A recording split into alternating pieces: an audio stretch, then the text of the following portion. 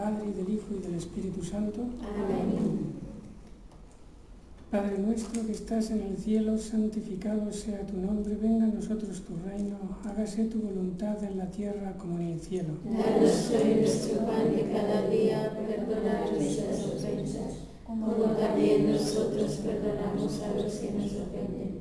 No nos dejes caer en la tentación y líbranos del mal. Gloria al Padre, y al Hijo, y al Espíritu Santo. Como era en el principio, ahora y siempre, por los siglos de los siglos. Amén. Ave María Purísima. Sin pecado concebida.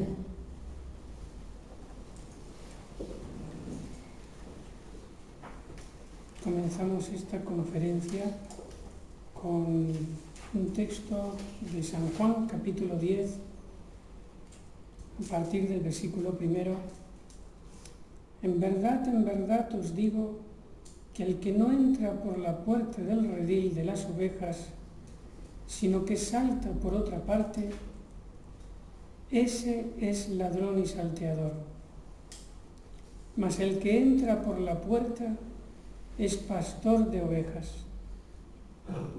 A este el portero le abre, y las ovejas oyen su voz, y llama a sus ovejas, a cada una por su nombre, y las saca afuera.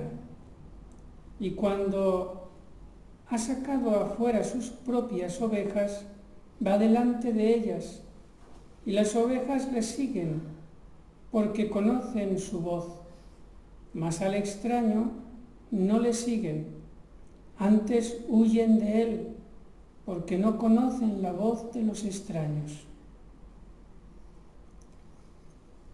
Este texto es muy a propósito para entrar en un tema sobre la oración muy difícil, que es el de la oración, la contemplación infusa.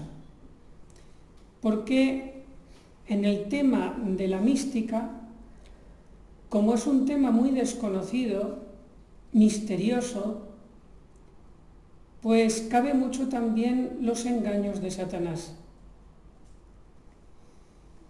Por eso el Evangelio nos advierte que el que entra por el redil, por la puerta de las ovejas, ese es Jesucristo o un siervo de Jesucristo, el que entra por la obediencia. Y las ovejas lo siguen y conocen su voz porque también son obedientes.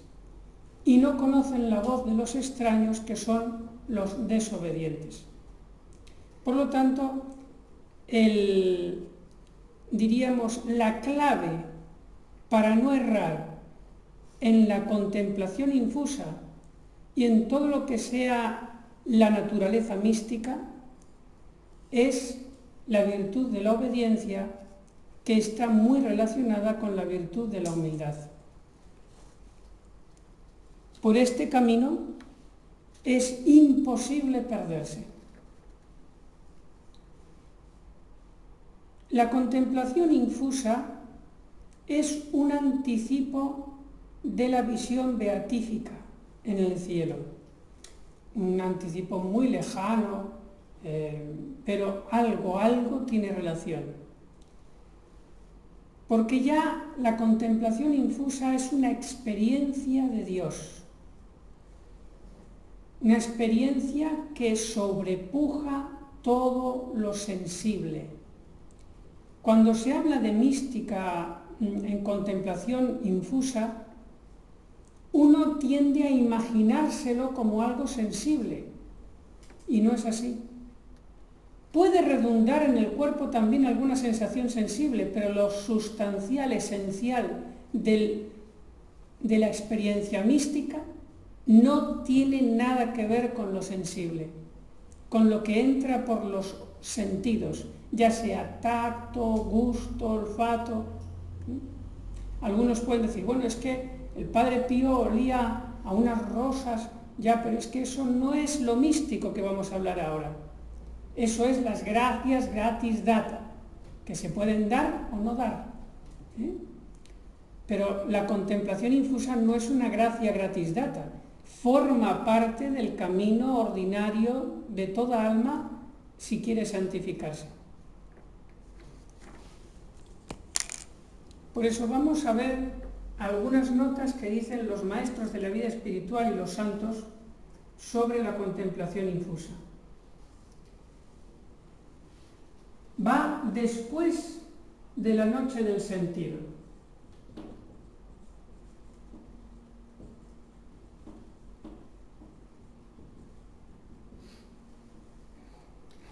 ¿Por qué? Porque la misma noche pasiva, tanto del sentido como del espíritu, también es una contemplación infusa. Pero, como el sujeto todavía tiene mucha imperfección, mucha mancha, en lugar de darle luz, lo que hace es darle tiniebla, le deslumbra. Es como si me pongo a ver el sol cara a cara y en vez de ver más veo menos. Y me produce dolor. Eso es la noche pasiva del sentido y mucho más la del espíritu. Que cuando Dios da una luz mística más de lo que el sujeto está preparado, entonces viene el sufrimiento místico. Y me va purificando hasta que se quita esa roña y con la misma luz después tengo sensación de felicidad, que es diríamos, parte de la experiencia mística. Por eso, la noche del sentido, o del espíritu más todavía, es algo parecido a lo que ocurre con las almas del purgatorio, que después de la muerte se presentan ante la presencia divina y como no pueden ver cara a cara a Dios porque tienen todavía faltas e imperfecciones, entonces esa misma luz divina les hace el sufrimiento del purgatorio. Les deslumbra. No pueden ver a Dios hasta que no se purifiquen del todo en esa presencia divina. Por eso, si uno como yo, mediocre perdido, de repente Dios le da una luz de contemplación infusa como a San Juan de la Cruz, a mí me tendrían ahora gritando a puro dolor, porque no estoy preparado. Misericordia de Dios, que no me da, que Él sabe medir a cada alma lo que tiene que darle para su bien. La contemplación infusa se da por los dones del Espíritu Santo, del entendimiento y de sabiduría, especialmente. También algunos dicen que por el de ciencia. El don de entendimiento es el que me hace captar mejor la verdad revelada a través del depósito de la revelación.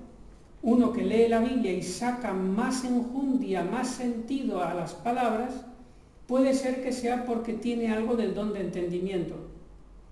Y el don de sabiduría no es el don para saber, sino el don para saborear. Sabiduría, en realidad tiene más referencia al sabor. ¿Al sabor de qué? De la presencia de Dios, de la experiencia mística. Es decir, el don de sabiduría es el que me hace experimentar lo divino. Es el más importante de todos, el más perfecto, porque es el que perfecciona la virtud de la caridad. Todos los dones perfeccionan una virtud moral o teologal. El don de sabiduría perfecciona la caridad.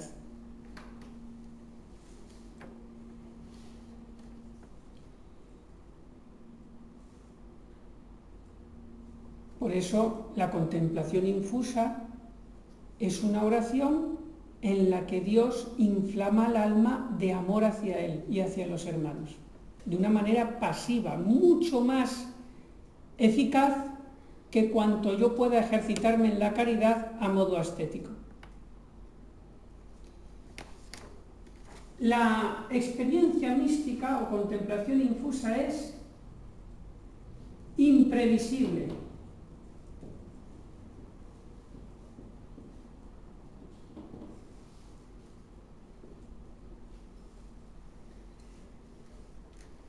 Es decir, no sé cuándo va a llegar y cuando llegue no sé cuándo va a acabar. No solo puede provocar ni tampoco se le puede retener cuando se tiene, sino que con toda libertad el Espíritu Santo lo da y lo quita, y en el momento menos pensado. Por lo tanto, dice Santa Teresa que quien intente provocar la experiencia mística, pues va a enfadar a Dios por su soberbia.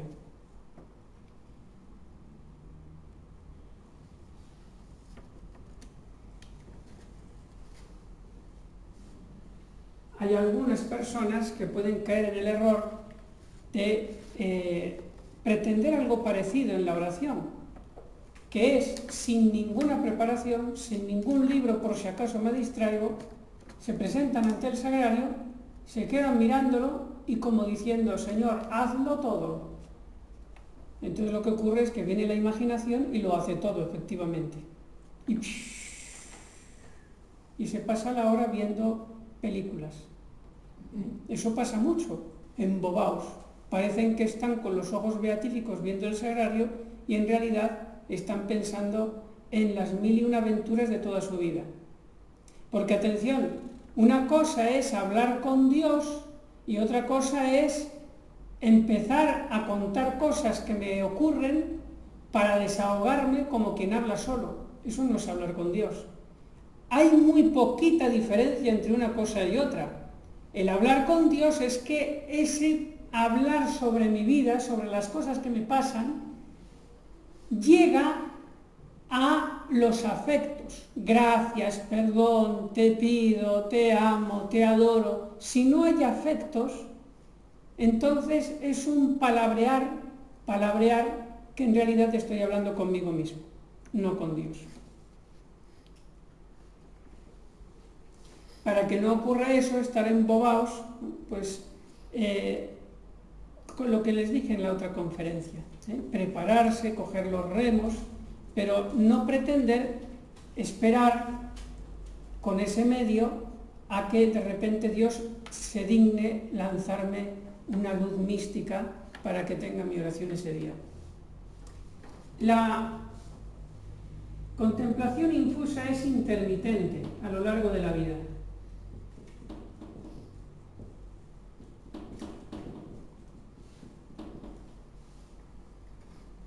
En la tercera morada alguna vez se puede dar, pero muy rara vez. En la cuarta morada ya hay destellos de vez en cuando, pero todavía muy de tarde en tarde. Y ya en la quinta morada suele ser más frecuente. Hasta en la séptima morada, en que ya ese tipo de contemplación que se tiene es casi connatural. La séptima morada del matrimonio espiritual. Es intermitente porque incluso un místico normalmente tendrá que hacer la oración como nosotros, prepararse bien, meditación, masticar con el entendimiento, afectos, a veces se aburrirá, a veces le entrará sueño. Lo normal en un santo será eso también. Y de vez en cuando pues sentirá pues ese influjo de la gracia para tener la contemplación infusa. Es algo intermitente, no es algo que llega un momento en la vida espiritual que es algo continuo, eso no. Es inefable.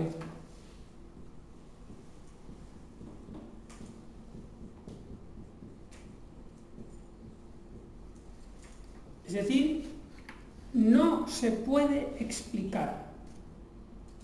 Y no se puede explicar porque lo que se siente en realidad no es un sentir según la experiencia de la vida humana por los 5 sentidos, sino que es algo, diríamos, completamente distinto. Les voy a poner un ejemplo. Imagínense que yo tengo delante un ciego de nacimiento que nunca ha visto la luz, no sabe lo que es ver.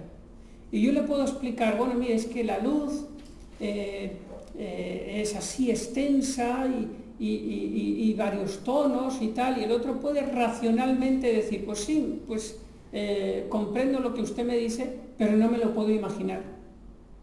¿Por qué? Porque la experiencia que él tiene de vida no tiene nada que ver y nunca le ha entrado en el alma de lo que es ver. El ciego de nacimiento no puede tener imaginación visual como la tenemos nosotros. Es que ni siquiera soñará cosas visibles, porque nunca le ha entrado por el sentido la información de lo que es la luz. Lo mismo pasa con la vida mística. El que tiene experiencia mística es eso tan distinto de este mundo, del conocimiento natural, que a la hora de poner ejemplos nunca queda satisfecho. Porque sabe que eso no es. Algo nos puede decir, pero cuando lo experimente uno, verá cuán lejos se ha quedado el santo de lo que estaba diciendo. Porque no se puede explicar. Inefable.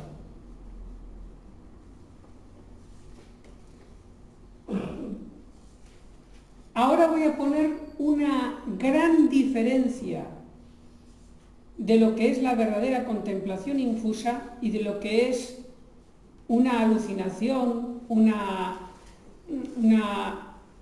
experiencia enfermiza o incluso un producto del orgullo. La contemplación infusa infieri, es decir, mientras se está dando, nunca da vanidad, sino al contrario, humilla, da humildad.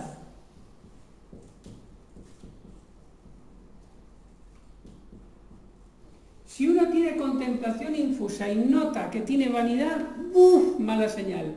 Eso es tufo de Satanás. Porque el demonio también puede imitar groseramente con algo parecido las experiencias místicas.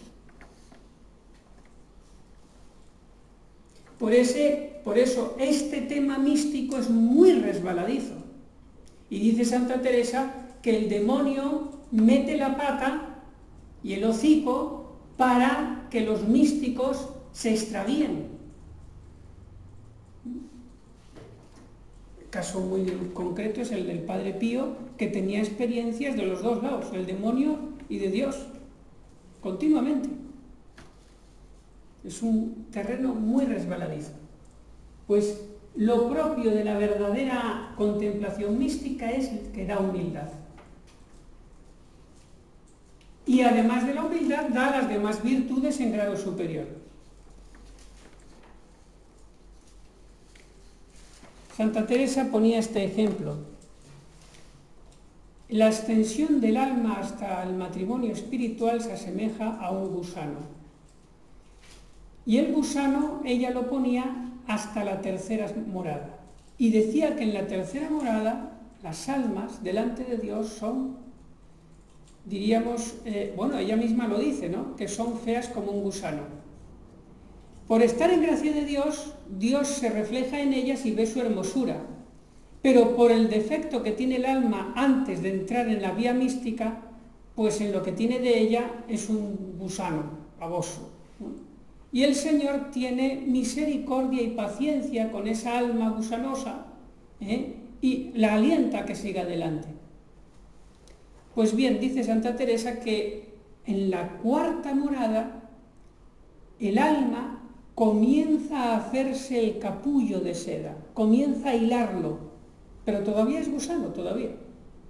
En la quinta morada el alma ya es ese gusano dentro del capullo, ya está completamente encerrada en el capullo y se están dando los rayos de contemplación infusa que la van transformando en la oscuridad y las noches del sentido. Pero el gusano está a oscuras, no ve todos los tesoros y gracias que el Señor le está dando, sino que está a oscuras. En la sexta morada, ese gusano, cuando rompe el capullo de seda, ya no es un gusano, es una maravillosa mariposa que sale volando, el desposorio espiritual. Y por último dirán, ¿qué le queda ya entonces? Convertirse a la mariposa, si ya ha llegado al fin. Pues no ha llegado al fin de su metamorfosis. En la séptima morada, el matrimonio espiritual, dice Santa Teresa, la mariposa muere, se pierde en Dios. la humildad absoluta, un alma perdida en Dios, ni molécula de amor propio. La mariposa muere. Todo esto en este ámbito de la experiencia mística.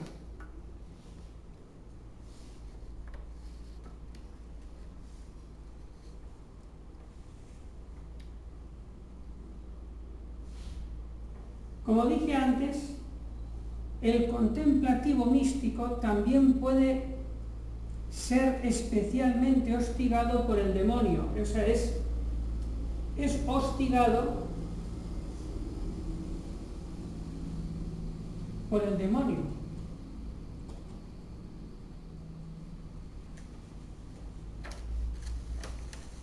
Y en ese sentido necesita mucho ser acompañado de un director experimentado.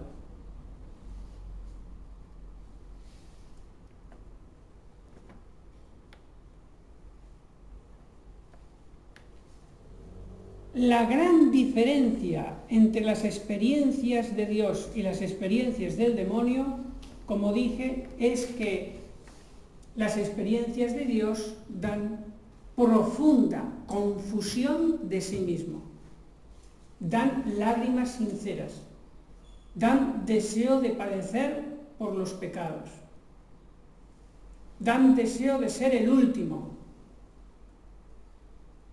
y no de tener genio y de defenderse a sí mismo. Esto no quita que el alma mística sea valiente, tenga coraje ante el mal y sea capaz de enfrentarse con el mentiroso que pervierte la fe o con el que pervierte las almas.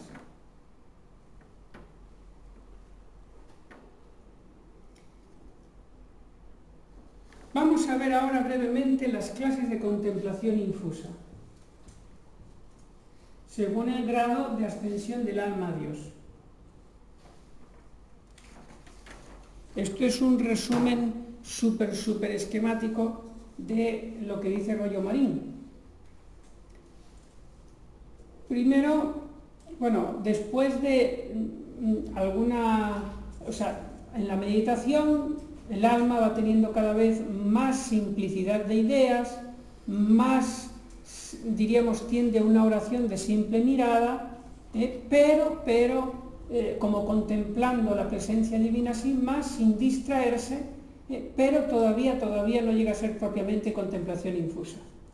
Cuidado, sin distraerse.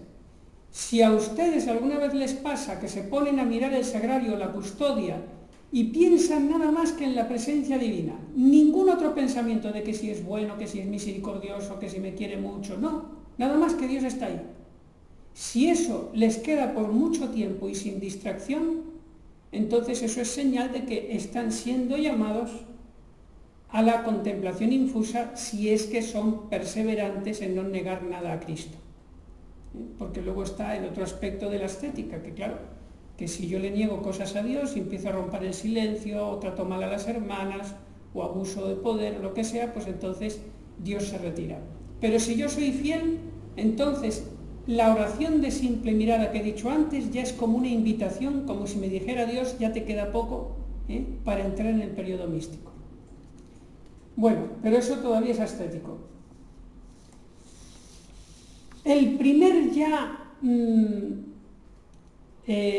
La primera clase de contemplación mística que se da en el alma se llama quietud.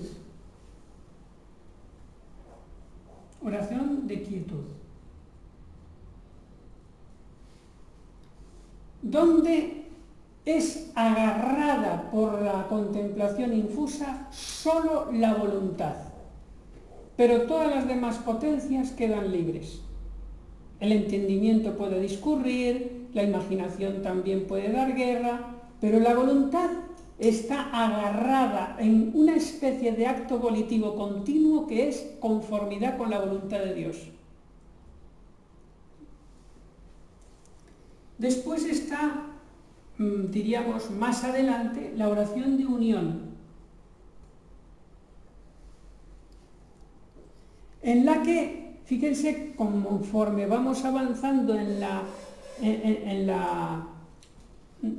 perfección de la contemplación infusa, cada vez más se van agarrando las potencias, como si Dios va diciendo, ahora te agarro primero esto, la voluntad, ya es mía, ahora te agarro el entendimiento, ya es otro tipo de oración infusa, ahora te agarro la imaginación, como poco a poco se va adueñando de todo el ser, ¿no? Pues bien, en la oración de unión quedan agarrados también el entendimiento, la imaginación y la memoria, quedan ya agarrados por Dios, ya no son libres para discurrir en otra cosa. No se distraen tampoco, claro. Pero en la oración de unión todavía quedan libres los sentidos. El alma todavía puede sentir, si le pinchan le duele.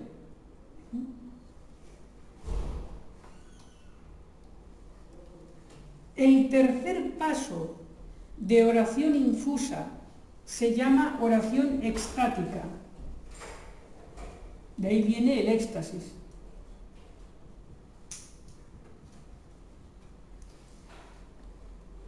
Y es cuando ya la invasión de los dones del Espíritu Santo avanza más en el ser del hombre y le agarra no solo la voluntad, no solo el entendimiento, la imaginación y la memoria, que son dones cognitivos, sino también los sentidos externos.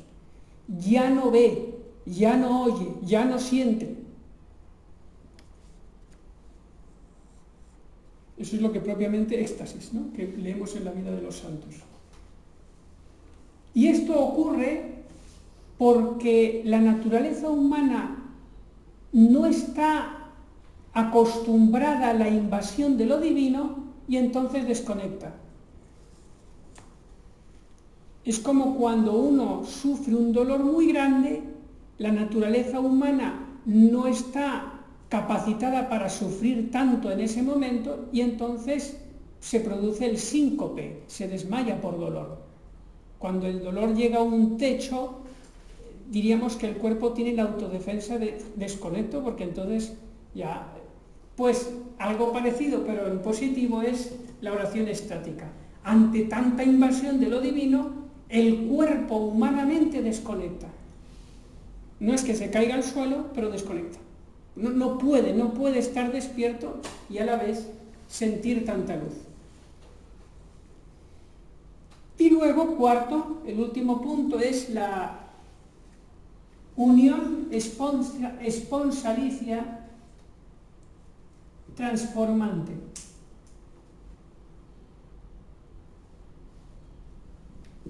Que es lo propio de la séptima morada en el matrimonio espiritual. Por eso se llama el matrimonio espiritual transformante. Es decir, que ya ocurre todo al revés. El alma ya tiene libres todas sus facultades y los sentidos del cuerpo también. Están todos libres. Pero no pierde la contemplación infusa, porque ya su naturaleza humana se ha acostumbrado a la acción divina mística. Y dice Santa Teresa que ella ya llegaba a un momento en que sentía continuamente como que Jesús estaba al lado de ella. Y no se podía distraer de la presencia divina por más que hiciera cosas, se pusiera a comprar, que si ducados, que si escribir, que si atender hermanas. No podía ya quitarse de encima, ni quería, claro, la presencia de Dios que anidaba en su corazón. Porque ya como que estaba casada con Dios y ya lo que Dios ha unido, que no lo separe el hombre.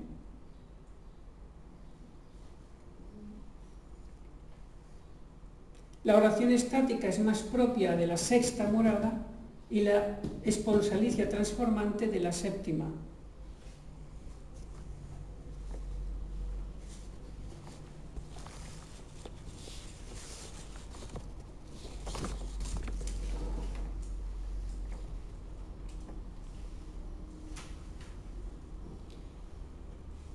Y lo último, decir que según los grandes santos y maestros místicos, como San Juan de la Cruz y Santa Teresa, dicen que todos estamos llamados para estas alturas. Todos. Es decir, eso que decían antes algunos autores de que hay dos vías, una ascética y otra mística para la santidad, no es verdad. Solamente es una que tendrá sus matices en cada alma. Pero todos tenemos que pasar por el mismo túnel. Las noches del sentido, todo eso. Esto ayuda mucho a la humildad, porque a veces nos creemos que porque los demás nos ven buenos, porque yo no tengo, diríamos, delicadeza para ver mis defectos, entonces empiezo a pensar de que me falta poco. Si acabas de empezar, te falta muchísimo.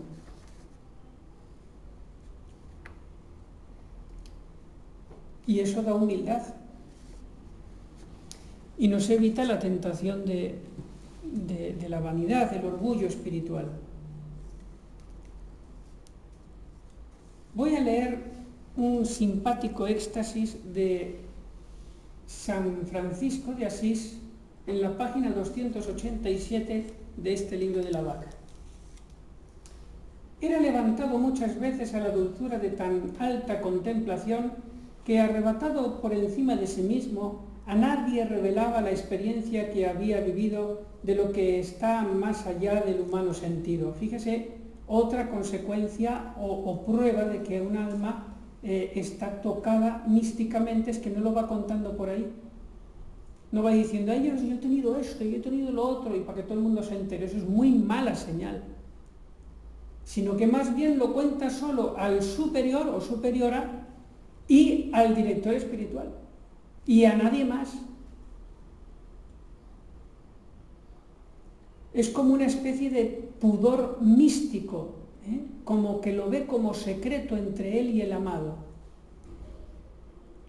Pero por un caso que fue notorio, queda para nosotros claro con qué frecuencia quedaba enajenado en la dulzura del cielo. Una vez que tenía que pasar por Borgo San Sepolcro, lo llevaban sobre un asno, y como quiera que había manifestado la voluntad de descansar en cierta leprosería, fueron muchos los que se enteraron que el varón de Dios había de pasar por allí. Corren de todas partes hombres y mujeres que quieren verlo y tocarlo, como es costumbre, por devoción. ¿Y qué pasa? Lo manosean, lo tiran de un lado y de otro, le cortan retazos de la túnica para guardarlos como recuerdo. El hombre parece insensible a todo y como si estuviera muerto. No advierte nada de lo que sucede. Se acercan por fin al lugar y muchos, después de haber dejado atrás Borgo, el contemplador de las cosas del cielo, como quien vuelve de otro mundo, pregunta con interés si están cercanos a Borgo. Ni se había enterado de que había pasado el pueblo. Bueno, hay otro éxtasis que es más largo, no lo voy a leer, pero es muy bonito porque es con Santa Clara, que parece que habían quedado para hacer un día de campo. Santa Clara, una compañera suya, él y los hermanos franciscanos, y cuando ya estaban a punto de comer, entran en éxtasis. Y los del pueblo ven de lejos que donde estaba San Francisco de Asís y Santa Clara parecía que el bosque estaba ardiendo. Y cuando se acercan ven que no estaba ardiendo, que estaban no solamente Francisco y Santa Clara en éxtasis. Y por cierto que esto lo provocó San Francisco porque empezó a decir dulzuras del cielo, a decirlas, ¿no? ¡Oh, Señor! Y entonces entraron en éxtasis todos, también los hermanos que había allí, todos. Esto que contagioso. Bendita enfermedad contagiosa, el éxtasis, ¿no? Pues así son los santos, como el caso de Santa Teresa, que dicen que entró en éxtasis y 24 horas no la podían sacar. Y llegó algunas veces a levitar, la agarraban y no había manera de bajarla. Bueno, lo de levitar ya no es esencial, es una gracia gratis data. Fíjense que esto nos narra la historia de San Francisco, que era el que hemos escuchado el otro día de fe íntegra. Nunca Esto es para diferenciar también la experiencia mística de lo que no es. Por eso el Evangelio que he leído antes. Nunca un hereje será objeto de experiencia mística, por más prodigios que haga, inexplicables para la ciencia. Esos prodigios serán fruto obra de Satanás, que lo tiene como juguete del demonio, para llevar a la perdición a muchos que lo sigan. Es un preludio de lo que dice el apóstol San Pablo en la segunda carta a los Tesalonicenses, que hará el anticristo, y el Apocalipsis, que hará el falso profeta. ¿Cuál es el criterio seguro para identificar quién es verdadero místico y quién es, a lo mejor hasta de buena fe porque no se da cuenta, juguete del demonio? La obediencia. Vamos a poner el caso de su orden, porque entiendo que los capuchinos pues son también franciscanos. El Padre Pío.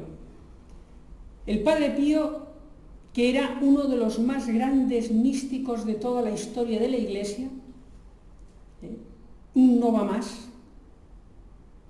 pues ese hombre, injustamente, la Iglesia, no solo la Iglesia, es que el Santo Oficio, la Santa Sede, va y le prohíbe celebrar en público, va y le prohíbe confesar, le prohíbe dirección espiritual, y eso durante varios años. ¿Y qué hace el santo, que tenía tantos dones místicos del Espíritu Santo y estaba en las séptimas moradas? Se puso a decir que la Iglesia es injusta, que esto no se puede obedecer, porque esto no puede ser, y hizo lo que le dio la real gana. Al contrario, bajó la cabeza, y eso que todo era injusto, fruto de calumnias, bajó la cabeza, ahí probó que lo que tenía era de Dios, porque estaba entrando por la puerta de las ovejas, por la obediencia. Cuando un sacerdote resulta que la Iglesia le dice no puedes celebrar misa en público, y lo hace, por más que tenga la razón, por más que el obispo no tenga la razón y sea injusto, va y desobedece, ese hombre no entra por la puerta de las ovejas, sino por otra parte, y va a hacer daño. Tal vez de buena fe, porque lo tiene engañado el demonio. Y los que lo sigan se perderán. Así que, queridos hermanos, en este tema de lo místico, hoy que estamos hoy día, uno enciende internet y continuamente revelaciones privadas, revelaciones. Vamos, es que hay que tener un cuidado tremendo. A mí me da una rabia de que hay mucha gente buena que se está dejando llevar, por ejemplo, por personas ultratradicionalistas que se las enganchan con el Papa Francisco bajo capa de bien. Y tienen muchísimas visitas en internet. Yo ni los veo, esos personajes. Pero me los envían por WhatsApp. Mire, padre, vea esto, tal y cual. Yo nada. Porque ya sé que esos, por más que invoquen el Espíritu Santo y no sé qué cuántos, si van contra obediencia, muy mala señal. Y fíjense que el demonio ve buen negocio afirmar 100 verdades para colar una mentira. Porque sabe que el barco al que se le agujerea por debajo del nivel de flotación acaba hundiéndose, aunque sea solo un agujerito así de pequeñito. Acaba hundiéndose. Aunque todo el resto del casco esté intacto. Acuérdense que San Ignacio dice que los de la segunda semana, que somos nosotros, los de la primera semana son los que no les importa blasfemar, los que odian a todos los cristianos, eso es, ¿no? O sea, pero los de segunda semana, los que quieren ser buenos, Dios nos dice en los ejercicios de San Ignacio que nos tienta el diablo bajo capa de bien, porque es muy listo. Y bajo capa de bien me cuela el error. Un error que aunque sea pequeñito, es capaz de destruir una orden religiosa entera. Así que, ¿cuál es el criterio? ¿Cuál es la manera de que nosotros no nos equivoquemos? El que entra por la puerta de las ovejas, el obediente.